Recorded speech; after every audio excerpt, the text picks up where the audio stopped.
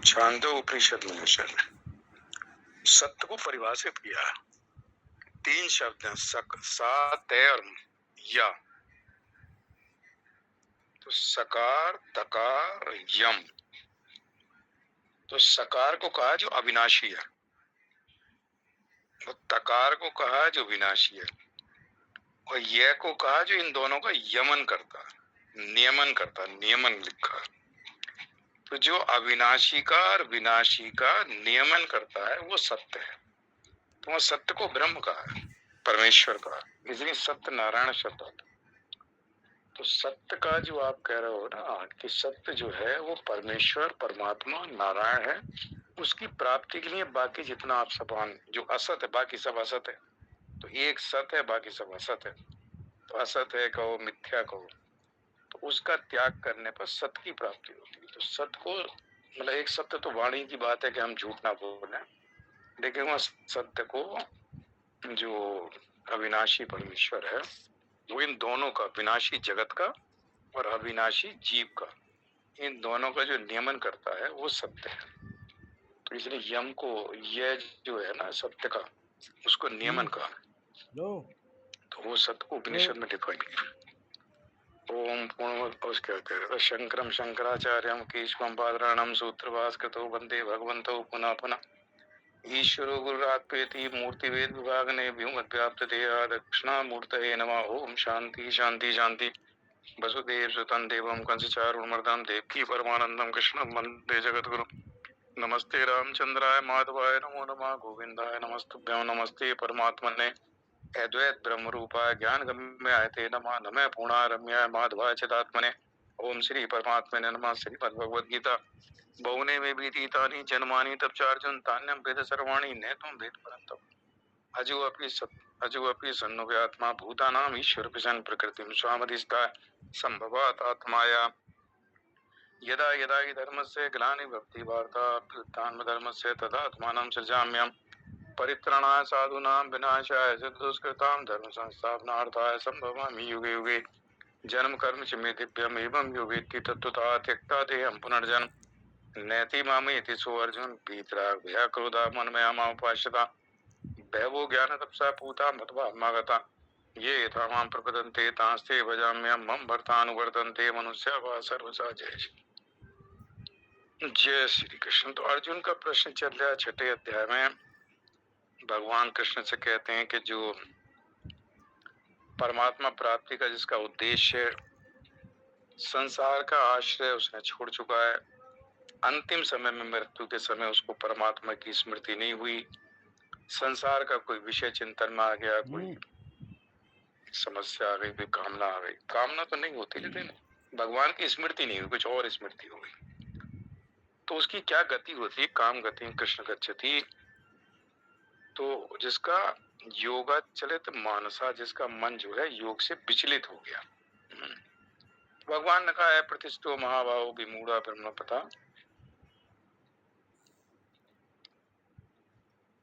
तो इसको भगवान ने कहा जो कल्याण का साधन करता है वो दुर्गति को प्राप्त नहीं होता। नहीं कल्याणकृत कश्चित दुर्गति तात गच्छति।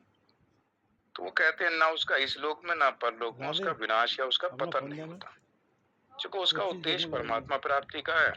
तो परमात्मा प्राप्ति के उद्देश्य में उसका उद्देश्य संसार के विषयों का नहीं है। संसार की किसी इच्छा, विषय की कोई इच्छा, विषय की कामना, ये सब निवृत्त हो चुकी है। केवल एक ही उद्देश्य परमात्मा प्राप्ति का। उस उद्देश्य की प्राप्ति के लिए वो साधन करता है। तो साधन करता है परमात्मा की प्राप्ति के लिए। अगर भक्ति मार्ग का साधक है, आत्म तत्व को जानने के लिए, आत्म तत्व का साक्षात्कार करने के लिए साधन करता है। अगर ज्ञानी योग का मार्ग साधक है, अंतिम समय में उसको कोई स्थिति ऐसी हो गई, जो भी उसके अंदर संस्कार थे, क्योंकि जो हमारे वर्तमान जन्म में संस्कार हैं और कुछ पिछले जन्म के संस्कार हैं, मृत्यु के समय वो उत्पन्न हो जाते हैं। मतलब इसलिए संस्कारों की बड़ी महत्व है कि मृत्यु के समय वैसी ही स्मृति होती है जैसे हमारे अंदर संस्कार भरे हुए। संस्कारों का, वासनाओं का क्षय करना, संस्कारों की शुद्धि, अंतःकरण की शुद्धि। इसलिए ये साधन जो हम करते हैं, उपासना करते हैं, सत्संग, आपस में चर्चा करते हैं, स्वाध्याय करते हैं, भजन जप, तो उससे हमारे अंतःकरण की शुद्धि होती है, संस्कारों का क्षय होता है, वासनाओं का क्षय होता है। उसको कलमश भी कहा है कि जो अंदर पाप है, अंतःकरण को अशुद्ध, अंतःकरण का जो मल है उसको पाप कहा है, और अंतःकरण की शुद्धि को जो है वो कलमश की निवृत्ति कहा है। तो उसके कलमश या पाप दूर होते हैं। पाप का मतलब है अंतःकरण शुद्ध हो रहा है, अंतःकरण की जो अशुद्धि है वो दूर हो रही है, तो उसको पाप के नाम से कहा। तो यहाँ भगवान ने कहा, तो फिर पहला श्लोक ये था। फिर उन्होंने कहा कि जिसके अंदर वासना है और जो वासनाओं से रहित है, दो तरह के व्यक्ति बताए। अभी भोगों की कोई इच्छा थी, तो 41वें श्लोक में उस व्यक्ति का जिक्र किया कि जिसके अंदर भोगों की थोड़ी इच्छा है, परमात्मा प्राप्ति का उद्देश्य भी है, लेकिन अंतिम समय में किसी भोग का कहीं कुछ मन में कुछ ऐसी चीज आ गई कि परमात्मा की विस्मृति हो गई, तो उसको भगवान ने 41वें श्लोक के बताया कि प्राप्त पुण्य कृताम लोकान। तो उसको कहा ऐसा व्यक्ति जो है उसित्वार शाश्वती समा कहा। तो ऐसा व्यक्ति जो है पुण्य कर्म करने वाले जो लोग हैं, स्वर्ग लोक है, उसमें शाश्वती मतलब बहुत, समा मतलब वर्षों तक उसिता रहकर, बहुत वर्षों तक रहकर शुद्ध श्रीमानों के घर में जन्म लेता है। तो एक बार इस जन्म को छोड़ने के बाद स्वर्ग में रहता है। जब उसके पूरे भोग से एक तरह से अरुचि हो जाती है, बहुत वर्ष इसलिए कहा कि चूंकि संसार का कोई आश्रय नहीं था, भोगों की ऐसी बहुत ज्यादा कामना, संसारिक विषयों की कामना नहीं थी, किसी तरह मन विचलित हो गया। तो स्वर्ग में भोगों की जब बिल्कुल अरुचि रहती, बहुत ज्यादा इच्छा उसकी अब नहीं रहती, तो श्रीमान जो धनवान व्यक्ति हैं, लेकिन जो सात्विक हैं, तो सात्विक हैं, धनवान भी है, जो थोड़े बहुत वहां उसको भोग की प्राप्ति भी रहेगी, लेकिन बाद में चूंकि स्वर्ग में भोगों से अरुचि हो गई, तो यहाँ भी अरुचि रहेगी, फिर अपने मार्ग पे लग जाएगा। ये भगवान आगे बताएंगे। और दूसरा बताया जो भोग वासना रहित है, जिसके अंदर कोई वासनाएं नहीं है, पूरी तरह से वैराग्य है, और वो भगवान की मृत्यु के समय कोई स्मृति नहीं हो पाई, वो भी योग भ्रष्ट हुआ, तो उसको भगवान ने कहा अथवा लगाया। 42वें श्लोक में यहाँ तक चर्चा हो गई थी। तो यहाँ का अथवा योगी नामे कुले भक्ति धीमताम एतद विधि दुर्लभ तरम भक्तरम लोके जन्म यदि दिशा। तो कहते हैं या वो योगियों के कुल में जन्म लेगा, तो वो स्वर्ग में नहीं जाएगा, क्योंकि उसके अंदर कोई वासना रहित व्यक्ति है, कोई वासनाएं नहीं है। तो इस मनुष्य जन्म के बाद में अगला जन्म उसको योगी के कुल में मिल जाएगा। ऐसा योगी होगा जो तत्व ज्ञानी होगा। तो तत्व ज्ञानी जो योगी पुरुष है, जो ज्ञान मार्ग का साधक है, जिसने उस तत्व को प्राप्त कर लिया, जिसने तत्व को ज्ञान कर, तत्व का ज्ञान हो गया। तो ऐसे तो गिने चुने व्यक्ति आजकल के समय में बड़े कम व्यक्ति हैं। तो ऐसा कोई व्यक्ति होगा तो उसके कुल में जन्म ले लेगा, या तब तक वो इंतजार करेगा जब तक वो ऐसा, मतलब योगी व्यक्ति हो जो तत्व ज्ञानी शब्द है, तत्व ज्ञानी जो योगी है, ताकि वो इस जन्म में छूट जाए। उसको भगवान 43वें श्लोक में कहते हैं, इस व्यक्ति की नहीं कह रहे हैं जो 42वें श्लोक में आया, कि जो योगी के कुल में जन्म लेता है, जिसके अंदर वासनाएं नहीं है, जो वैराग को प्राप्त हो चुका है, तो बहुत ही दुर्लभ है ऐसा जन्म जिसको कहा है भगवान ने। क्योंकि मनुष्य जन्म मिलता है कल्याण की प्राप्ति के लिए, कि अपना कल्याण करने के लिए केवल एक मनुष्य योनि है जिसमें व्यक्ति अपना कल्याण कर सकता है। कल्याण का मतलब जन्म मृत्यु के आवागमन से मुक्त होना, ये कल्याण। कल्याण ऐसा नहीं धन संपत्ति इकट्ठा करना, तो कल्याण का मतलब है कि आवागमन के चक्कर से मुक्त हो जाता है। इसको मनुष्य जीवन का ये उद्देश्य था। इस उद्देश्य की प्राप्ति करने के लिए बड़ा दुर्लभ जो मनुष्य जन्म है, तो यहाँ भगवान ने तो दुर्लभ भी कहा है, एतद विधि दुर्लभ, कि बड़ा दुर्लभ है कि योगी कुल में वहां जन्म होना, ताकि वो इस आवागमन से छूट सके। तो यहाँ भगवान अब अगले श्लोक में 43 में कह रहे हैं उस व्यक्ति के बारे में जो वैरागमान था और योग भ्रष्ट हो गया, योगी कुल में जिसने जन्म होना बताया। तो जन्म होने के बाद क्या होता है, जब अगला जन्म हो जाता है, उसको भगवान, तो अर्जुन का प्रश्न, हम सब जितने साधक हैं, या जो इस मार्ग पे चल रहा परमात्मा प्राप्ति का जिसका उद्देश्य है, उन सब के हित को दृष्टि में रखते हुए अर्जुन के मन में भगवान ने एक प्रश्न जागृत किया, और भगवान ही के मन में था कि मैं इसका उत्तर दे दूं, क्योंकि भगवान के अलावा इसका उत्तर कोई नहीं दे सकता कि इस जन्म के, इस मृत्यु के शरीर के बाद में अगला जन्म कहाँ होगा, ये बात योगी भी नहीं बता सकता। क्योंकि परमात्मा को चूंकि पूरा पता रहता है, तो इसलिए भगवान कृष्ण से अर्जुन ने प्रश्न किया है, भगवान ने उसके अंदर ऐसी प्रेरणा दी वो ऐसा प्रश्न पूछे, सबको ध्यान में रखते हुए। तो हम सबकी स्थिति एक, पता नहीं मृत्यु के समय क्या स्थिति होती है, भगवान की स्मृति होती है, विस्मृति होती है, क्या होता है, लेकिन भगवान ने कह दिया कि उसका खैर पतन नहीं होता, जब भी होगा तो थोड़ा बहुत। तो परमात्मा प्राप्ति के उद्देश्य में लगे रहना चाहिए, संसार में बहुत ज्यादा आसक्ति ना रहे, संसार से थोड़ा सा धीरे धीरे विषयों से विरक्ति होती चली जाए। तो 43वें श्लोक भगवान उस व्यक्ति की बात कर रहे हैं जिसके अंदर वासनाएं का क्षय हो चुका है, वासनाओं से रहित हो चुका है। सबसे बड़ा साधन तो यही है, वासनाओं से रहित होना, वैराग होना। ये अपने आप में छोटी बात नहीं है, बहुत बड़ी बात है। तो इसको भगवान कह रहे हैं तत्रतम बुद्धि संयोगम लभते पौर्व देहिकम। देखो ये शब्द जो पौर्व देहिकम आया, तो आजकल के युग में तो इस पर विश्वास करना लोग विश्वास नहीं करते शास्त्रों पे। तो भगवान ने पौर्व देहिकम कहा, जो पूर्व देही था, देह था, जो पहला शरीर था।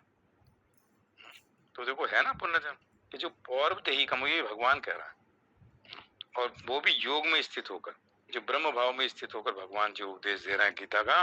तो पौर्व देहिकम का पूर्व देही मतलब ये जो हमारा वर्तमान का शरीर है, इसमें बुद्धि संयोगम मतलब जो हमने साधन प्राप्त कर लिया, जहां तक हम पहुंच चुके हैं। चूंकि ये देखो जो साधन है परमात्मा प्राप्ति का उद्देश्य का, ये परमात्मा को सत कहा है, ओम तत् सत। तो परमात्मा के 3 नाम बताए, ओम तत् और सत, 7वें अध्याय में। तो सत कहा है परमात्मा। उस परमात्मा की प्राप्ति के लिए जो भी हम साधन करते हैं वो सत है, और सत का कभी विनाश नहीं होता। तो जो हमने साधन कर रहे हैं, बशर्ते कि पूरी श्रद्धा विश्वास है और हमारा उद्देश्य, पूरा उद्देश्य के प्रति पूरे हमारे अंदर दृढ़ता है, और संसार से धीरे धीरे अनासक्त भाव हो रहा है, तो उसको भगवान ये कहते हैं उस साधन का, जितना वो साधन कर चुका है, जहां तक वो पहुंच चुका है, उसके आगे बढ़ता है। तो उसको बुद्धि संयोगम कहा, कि जहां तक बुद्धि के द्वारा जहां तक उसका संयोग, तो वो कहते हैं बुद्धि का संयोग मतलब जो साधन सामग्री, जो साधन संपत्ति उसने पिछले पहले मनुष्य जन्म में प्राप्त कर ली। चूंकि देखो इसको बीच में जन्म नहीं मिला, इस व्यक्ति को जो ये 42वां श्लोक है, योगी कुल में जो जन्म हुआ है, जो वासना रहित है, वासना अगर इसके अंदर होती है स्वर्ग जाता, वासना रहित व्यक्ति है। स्वर्ग के लिए काम नहीं किया इसने कि स्वर्ग की प्राप्ति के लिए यज्ञ दान तप किया, परमात्मा प्राप्ति का उद्देश्य था। तो इसको कहते हैं कि वासना रहित व्यक्ति जो है, ये स्वर्ग इसलिए नहीं जाता क्योंकि इसके अंदर तो कोई भोग की इच्छा ही नहीं है। तो स्वर्ग है भोगों के लिए, और पुण्य कर्म इसलिए नहीं कि मुझे स्वर्ग की प्राप्ति होगी, इसका तो एक ही उद्देश्य था, मुझे परमात्मा की प्राप्ति करनी। बीच में किसी तरह मृत्यु के समय भटक गया, तो वो कहते हैं ऐसे व्यक्ति स्वर्ग या किसी लोक में नहीं जाता, वो उस योगी के कुल में जन्म हो जाता है एकदम, बीच में कहीं ब्रेक नहीं है, मृत्यु के बाद उसका जन्म हो जाता है। तो इसलिए इसको पौर्व देहिकम कहा, जो पिछला मनुष्य जन्म था। ये जो पहला वाला मनुष्य है जो स्वर्ग में गया और फिर श्रीमान के घर में पैदा होगा, इसके लिए 44वां श्लोक है। 43वां श्लोक उसके लिए है जो योगी कुल में सीधा बिना किसी लोक में गए हुए। तो तत्रतम बुद्धि संयोगम लभते पौर्व देहिकम यतते च ततो भूय संसिद्धो कुरु नंदनम। तो वो कहते हैं कि जो पूर्व जन्म में, इस जन्म में, इस मनुष्य जन्म में जो हमने साधन संपत्ति है, जो जहां हमने अर्जित कर रखी है, उसको प्राप्त हो जाता है। मतलब जैसे अगले जन्म में उसने गीता पढ़नी शुरू करी या उपनिषद पढ़ना शुरू करे, तो उसको ऐसा नहीं लगे उपनिषद समझ में नहीं आ रहे, या गीता का मुझे बिल्कुल पढ़ना नहीं पड़ रहा, या गीता में उसका कोई इंटरेस्ट नहीं है, या उपनिषदों में उसका कोई इंटरेस्ट नहीं है। रामचरित मानस में भी जो वेदांत से संबंधित चौपाई उसमें उसका इंटरेस्ट होगा, या भागवत में 11वें स्कंद में वो ज्यादा देखेगा। तो उसके मन में बस केवल ये एकदम से, मतलब उसका मन ही ना उस चीज में जाएगा, और उसको वो अनायास प्राप्त कर लेता। मतलब जो वो पढ़ता है उसको एकदम से लगता है कि हाँ ये बिल्कुल एकदम जैसे होता है ना, समझ में आ जाना, ब्रह्म क्या है, आत्मा क्या है, उपनिषद के जो बड़े टेक्निकल चीजें हैं वो उसको एकदम क्लियर हो जाती है, चूंकि वहां तक उसने साधन कर चुका था।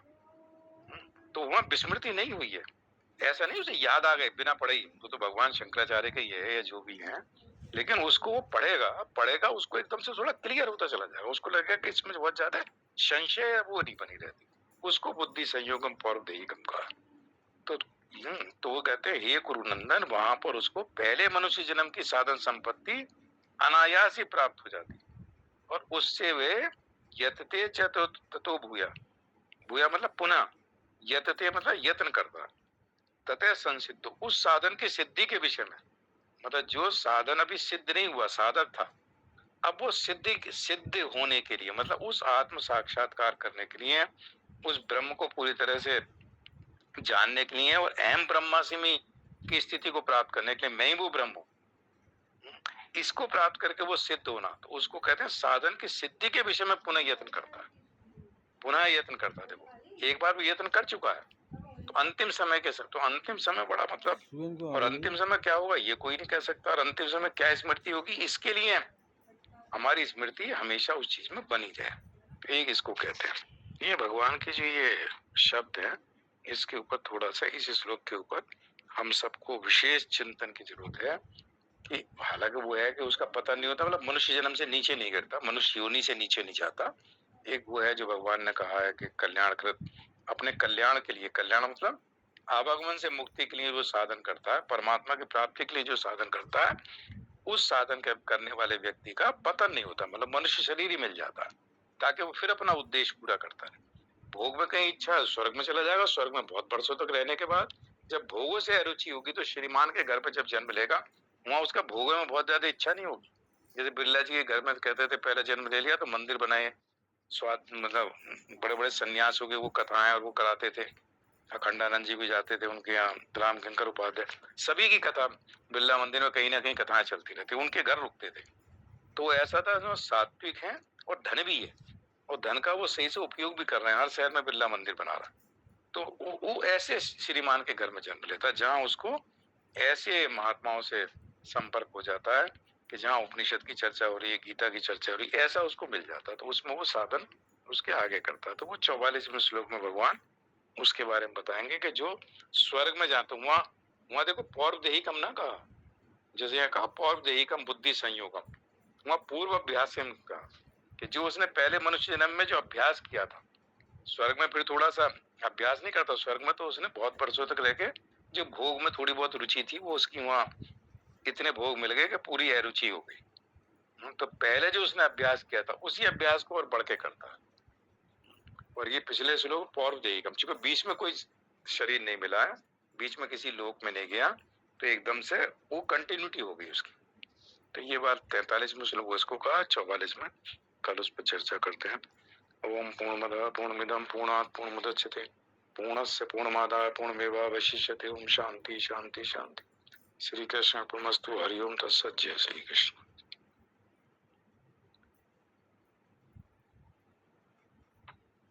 जय श्री कृष्ण। जय श्री कृष्ण। जय श्री कृष्ण।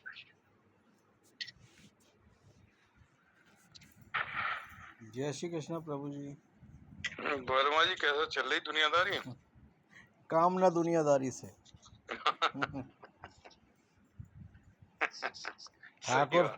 ठाकुर हमरे रमण, राम यारी काम ना दुनियादारी से। ठाकुर हमरे रमण बिहारी, हम है रमण बिहारी के। साधु सेवा धर्म हमारा, काम न दुनियादारी से। कोई भला कहो चाहे बुरा कहो, हम हो गए रमण बिहारी के। बस ये महामंत्र है। आवा माता जी एक भजन सुना दीजिए बढ़िया सा।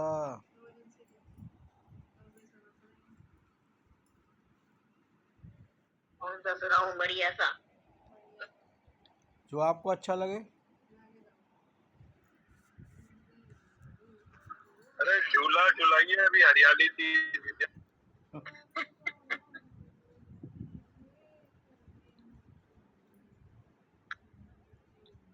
झूला गाऊं? झूला झुलाओ। झूला निकालना पड़ेगा, पता नहीं कहाँ है। ध्यान नहीं रहा झूले का है, तो बहुत झूले के वजन, लेकिन याद नहीं है उस समय कहाँ रखा है। कोई और गा ले, जब तक नीता जी आप गाओ। हरिओम। झूला का कोई भजन नहीं आता मुझे। जो आता है वो गाओ, मैं झूले। राधे झूलन पधारो, घेर आए बदरा, ये बड़ा सुनाओ ना।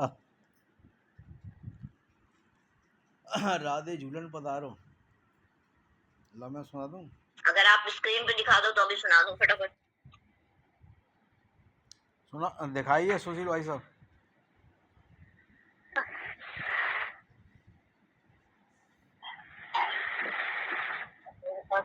मैं बोलती हूँ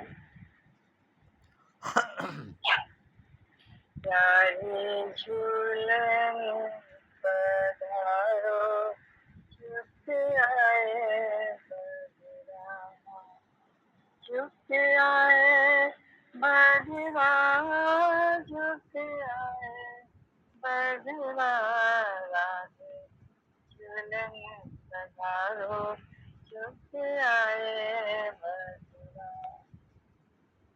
तारो सकल श्रृंगार नयन, तारो कजरा, तारो सकल श्रृंगार नयन, तारो कजरा, राधे झूलन पधारो, चुप आए बदरा, प्यारी झूलन पधारो, चुप आए बदरा, ऐसो मान नहीं कीजे हटे तजिए हरी, ऐसो मान नहीं कीजे हटे तजिए हरी, हट तजिए हरी, तू तो परम ज्ञानी हो विश्व मानो के लगे, तो परम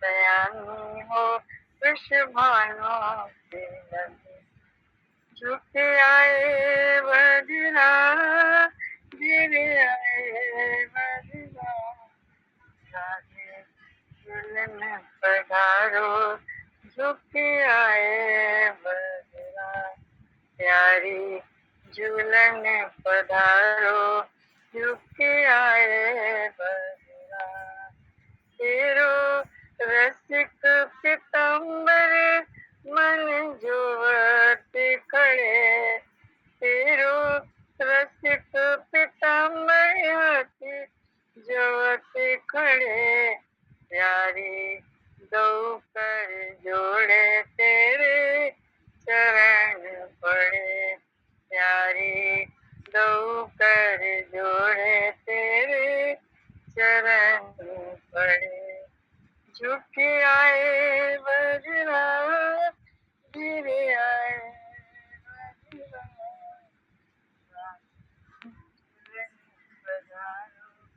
झुक आए बजरा, प्यारी दुल्हन पधारो, झुक आए बजरा, कृष्ण के बिहारी लाल शिव जोड़े सरकार की, नानी ननी बूंदन झर लाग्यो जी कहूँ, बरसत मूसलाधार सखी, उजौला झूलन पधारो, झुकी आए बदरा, झुकी आए बदरा, घिरे आए बदरा, राधे झूलन पधारो, झुकी आए बदरा, जो कोई गावे कोई गावे गीत मलार रे, कोई गावे गीत मलार रे, झूले रानी राधिका, पटरी पकड़ के झोंका देवे, पटली पकड़ के झोंका देवे, झोंका देवे किशन मुरारी, राधे झूलन पधारो झुनियाए जगराम झुकी आए बदरा गिरे आए बदरा राधे झूलन पधारो झुकी आए बदरा झूलन चलो हिंडोलना वृषभानु नंदनी झूलन चलो हिंडोलना वृषभानु नंदनी वृषभानु नंदनी कीरत की नंदनी झूलन चलो हिंडोलना वृषभानु नंदनी सावन की तीज आई नभ घोर घटा है छाई सावन की तीज आई घन घोर घटा है छाई मेघन जड़ी लगाई मेघन जड़ी लगाई परिबूंद मंदना मेघन जड़ी लगाई परिबूंद मंदनी झूलन चलो हिंडोलना वृषभानु नंदनी सुंदर कदम्ब की डारी झूला पड़ो है प्यारी सुंदर कदम्ब की डारी झूला पड़ो है प्यारी परखो तुम्हें किशोरी परखो तुम्हें किशोरी सब दुख निकंदनी परखो तुम्हें किशोरी सब दुख निकंदनी झूलन चलो हिंडोलना वृषभानु नंदनी पहिरो सुरंग साड़ी मानो विनय हमारी पहिरो सुरंग साड़ी मानो विनय हमारी मानो विनय हमारी मुख चंद्र सी उजियारी मुख चंद्र सी उजियारी मृदुभाष नंदनी मुख चंद्र सी उजियारी मृदुभाष नंदनी झूलन चलो हिंडोलना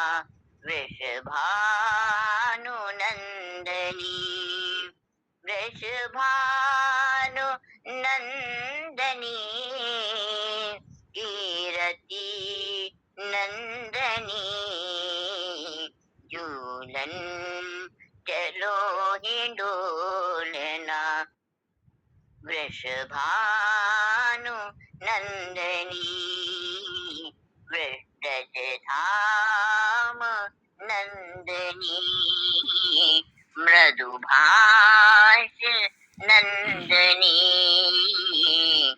सब दुख निकंदनी। जय जय श्री राधे श्याम। सभी को सादर प्रणाम, सादर नमन। जय श्री कृष्णा।